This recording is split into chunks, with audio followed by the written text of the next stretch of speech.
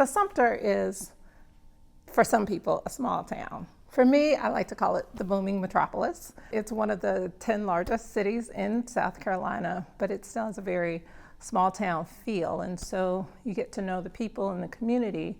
And for me, attending First Baptist Missionary Church with my parents since I was knee-high to a tadpole, I just really value the community that poured so much into me. First Baptist Missionary Church is a historic Black Baptist church in South Carolina. It's where one of the places Black Baptists really kind of got their start and worked to found the only HBCU founded by Black Baptists in South Carolina, Morris College, the only historically Black college or university in South Carolina founded by Black Baptists. And part of being at First Baptist was not only coming to an understanding of who God is in our lives, but it was also an understanding of the responsibility that comes with Christian faith.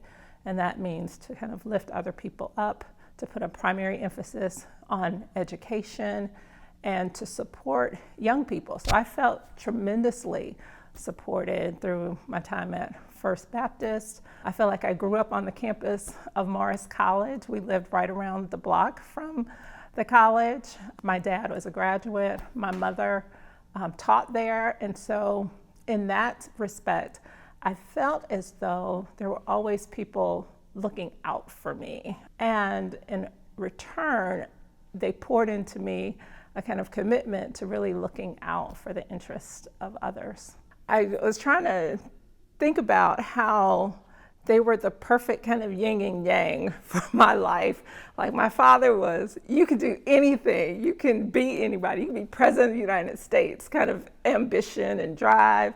And my mother was always the balance to that. And she was like, are you taking care of yourself? Are you okay? Are you giving back to the community the way in which you need to give back? My dad grew up sharecropping and was just very keenly aware of how the limited opportunities that people have. And he was like, for somebody to have the opportunity to go to college was huge. And then for them to be able to do something with their lives, it's constantly emphasizing that. My mother really focused on character, and she understood that there are people who with great wealth have character and people who with great wealth have no character. There are people who are poor and have no character, and there are people who are poor who have deep character.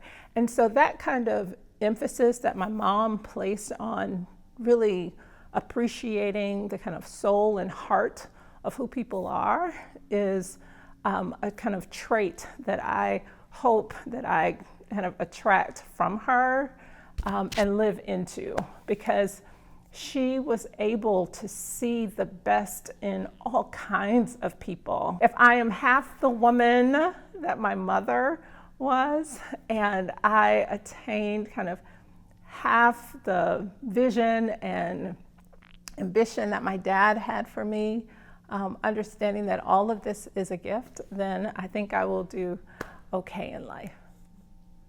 So I attended Spelman College, and I took a course with Dr. Cole, Janetta B. Cole, who was president of Spelman College at the time. And it was just a phenomenal introduction to anthropology. I took it my senior year. Before then, I was an English major on my way to law school. And when I took that class, it opened my eyes to the power of anthropology. I had a mentor throughout my last 2 years of my college career named Dr. Gales. She said, we don't need more Black lawyers, we need Black PhDs, people who can create a pipeline for education and encourage more young Blacks to go into higher education.